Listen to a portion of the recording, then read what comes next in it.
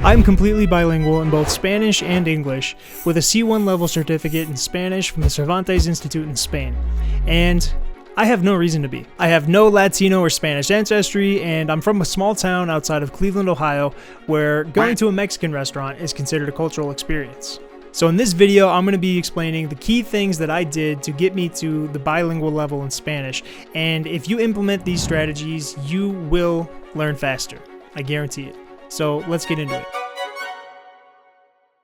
Now, the most important thing to consider if you want to learn Spanish is to have a goal in mind.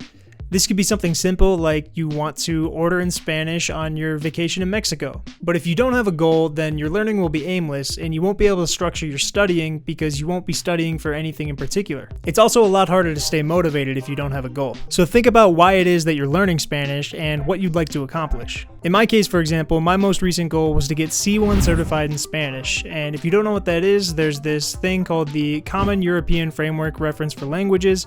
And basically it's a grading system that they use throughout Europe that grades your level of fluency in a language on a scale of A1 up to C2. A1 would be beginner, the most basic, up to C2, which would be native level speaking. So my level of C1 is considered advanced or fluent in Spanish, and it's what most universities or jobs are looking for. One day I might buckle down and go for C2, but at level C1 I can basically understand everything I hear in everyday conversation and I can express myself fluently. Y si no me creen, me vale. It's actually kind of funny for me to tell you to have a goal because when I started learning Spanish, I didn't have any goal in mind at all. I took classes in high school because I needed to graduate, but I wasn't really motivated to try my best because I never thought that I would use it. Again, small town in Ohio. I didn't really have a goal for it, so I put it to the side. But then in college, I needed to take a year of a foreign language for my degree, so I decided to continue with my Spanish classes so that I could at least know something of Spanish rather than being completely remedial in two languages. And that was actually the next important thing that I did when I was learning Spanish, and that was taking classes. I'm sorry to break it to you, but there is no secret formula to learning a language. There's no 10-hour audio that you can put on when you go to bed and you'll wake up fluent. It just doesn't work like that. People think that there's a shortcut to learning a language, but there's really not, and taking a class is the best thing that you can do if you want to learn. And there's a number of reasons for this. The first is that it's structured. Going back to the first point, your goals are already built and put in place for you. When you take a class, the job of the teacher is to assign you a work in a way that builds on top of previous lessons so you continue to learn as you go. At least that's the way it should be. I should know, I was an English teacher for 2 years. So if you take a class that has homework and exams or a final grade at the end of the class, then your goal is to get that final grade. And you'll save yourself a lot of wasted time because you won't be figuring out what to do. The structure is already there for you. You also receive feedback from your teacher so you can identify your weak points and start to work on them. While being independent and teaching yourself is great if you can do it, nothing beats having someone there who's an expert and who's literally paid to help you learn. Another reason why taking a class is a good idea is because you'll have classmates there who are also trying to learn, and they'll probably be about the same level as you. So this gives you built-in conversation partners, and if you want to learn a language, you're going to need to practice a lot. One of the hardest parts about learning a language is finding people to practice with. Ideally, you want to find someone who's at your level or higher so that you can help each other out when you're struggling. If you can find a native who's willing to practice with you, then that's awesome, but people have busy lives and your classmates are also trying to learn, so they'll definitely have the time to practice with you. Also, if you're a complete beginner, keep in mind that your conversation partner is going to have a lot of patience to work through what you're trying to say, so I wouldn't recommend just finding any native Spanish speaker off the street. The next thing I did that really helped me learn Spanish was immersing myself in the language through movies, TV shows, and music. This was my favorite way of practicing Spanish because it's very passive. You're just watching a TV show or watching a movie, but you're learning at the same time. Back in college, I took a Spanish class that was based entirely on watching movies, and God, my undergraduate was easy, but that really helped me a lot because I would watch the movies in Spanish, it's work on my listening, and then I had to write an essay about what I watched afterwards, which helped me with my writing. So you can steal that study method if you want to, and watch something in Spanish and then write about what you watch after you watched it. But you don't even have to take it that far if you don't want to. Para mejorar tu habilidad de escucha, mira el programa en español con subtítulos en inglés. Así captarás palabras repetidas y adquirirás el ritmo del lenguaje. And if you want to improve your reading, then you can watch your show in English with Spanish subtitles and you'll start to notice things like cognate words, which sound the same in both languages, and reading what you're hearing in English in Spanish will teach you a lot of new vocabulary words. But the GOAT method, and what I recommend you do, is to watch the show or movie in Spanish with Spanish subtitles. This is the GOAT method because what a lot of Spanish learners struggle with is the accent. At least I know that I did when I was learning Spanish, because you may read a word one way, and if you don't have your Spanish accent on in your head, if that makes sense, then you might think it sounds completely different. So when you hear it in conversation, you don't recognize it, even though you already know that word. I know what happens to me a lot, even to this day, is when I'm speaking with a native speaker, they'll say one word or phrase that I don't recognize, and I'll get stuck on that one word or phrase, and I'll just lose everything they say after that because I'm still trying to figure out what that one word was. So I highly recommend that you watch TV and movies in Spanish with Spanish subtitles, and preferably you would actually watch shows that were made in Spanish as the original language, because they use, I feel like the dubbing isn't as good as when you get the actors actually speaking their native language.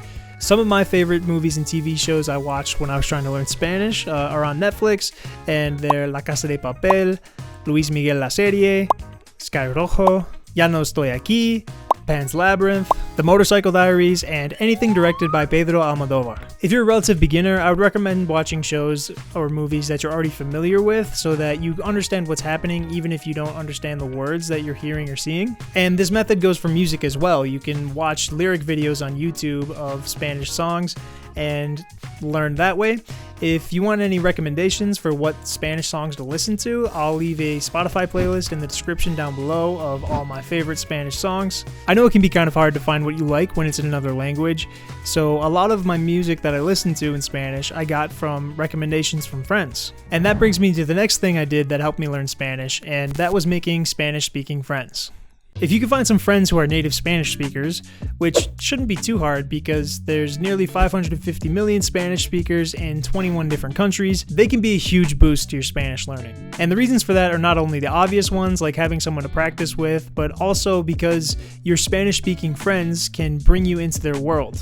When you have native Spanish-speaking friends, you can get an inside look into the culture they come from. I have a lot of friends in Spain and Mexico, and some friends from all over Latin America, and every time I talk to them, I get a better understanding not only of them, but as the Spanish language as a whole. They do that by giving me movie and TV show recommendations or music recommendations, but also things like sending me memes in Spanish that just help me understand the culture that they're coming from better, and I start to learn like inside jokes and things like that from different countries, which is super rewarding. And when you have Spanish friends, you hear a lot more slang and you start to pick up on the different dialects between different countries, which there are a ton of in Spanish. In general, Spanish and Latino people are awesome. I've met so many funny and kind people and great artists through learning Spanish, so I highly recommend making some Spanish-speaking friends. And who knows, one of those friends may even turn into more than friends. Which brings me to the next thing I did, which helped me learn Spanish, and that was dating.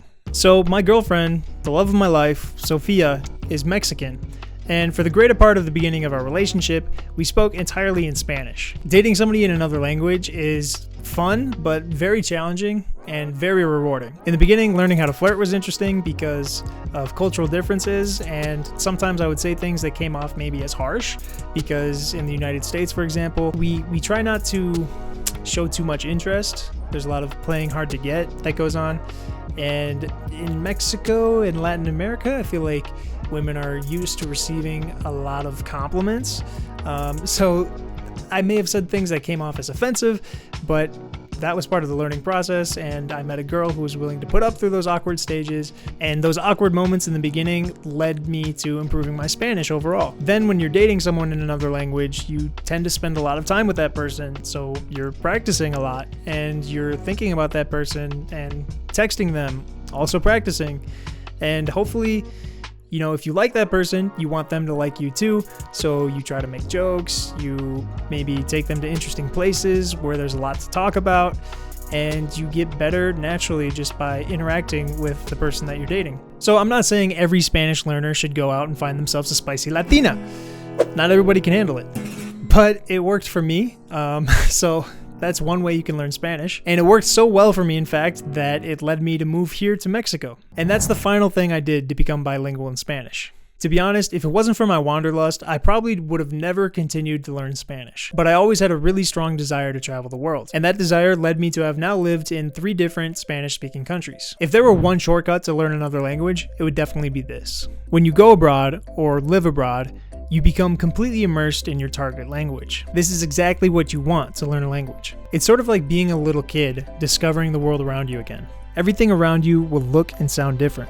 The letters on the street signs, the music you hear coming out of passing cars, the chatter in a cafe. It might be overwhelming at first, and you'll feel incompetent because you are, and you'll need other people's help. But you're constantly absorbing the new language, and you're learning every single day that you're abroad. Going from a controlled environment, like a classroom, to a completely uncontrolled environment, like the busy streets of a foreign city, will throw new challenges at you that will really put your Spanish skills to the test. My first time living abroad was in Ecuador, where I lived with a host family that didn't speak any English. So I was forced to use my Spanish every day just to communicate with them. Then after college, I went to Spain to teach English, and I was living basically completely on my own, so I had to do things like finding an apartment and opening up a bank account and getting my residency card all by myself. And when I did get an apartment, I had a really crappy roommate who I had to argue with entirely in Spanish. But all these challenges got me to where I am today and helped me become bilingual. So the best advice that I can give you if you want to learn Spanish is to go abroad. Thank you so much for watching this video. My stats show me that 97.3% of you guys are not subscribed, and I'm on the journey to 5,000 subscribers. So if you got any value from this video, it would really help me out if you subscribe and hit the bell button down below to get notifications of every time I upload. And if you want to learn more about the ways that living abroad changed my life, then check out this video here. Until the next one, give travel. Bye guys.